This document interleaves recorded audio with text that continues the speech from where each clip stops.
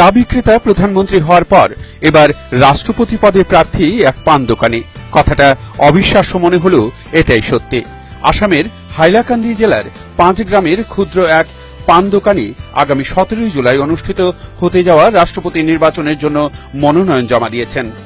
গোটা উত্তর পূর্বাঞ্চলের মধ্যে তিনি একমাত্র প্রার্থী। তার নাম রাজু দাস। এনডিএ এবং ইউপিএর তাবড় তাবড় প্রার্থীর বিরুদ্ধে লড়বেন হাইলাকান্দির এই পান দোকানি। এটা ভারতীয় সংবিধানের রীতিমতো অন্য এক চমকপ্রদ ঘটনা। রাজুর দোকান 5 গ্রাম রেল স্টেশনের পাশে।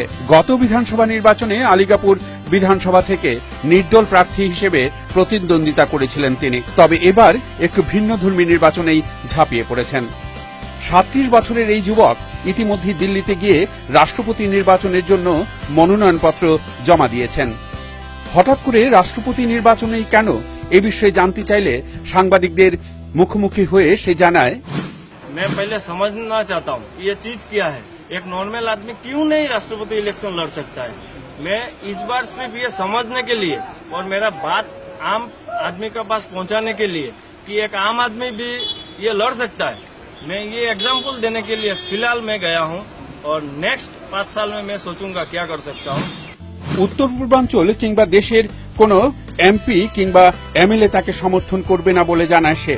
কিন্তু এর পরেও একজন সাধারণ মানুষও যে রাষ্ট্রপতি পদে নির্বাচনে লড়তে পারে তা সকলের সামনে তুলে ধরতেই তার এই প্রয়াস বলে জানান তিনি।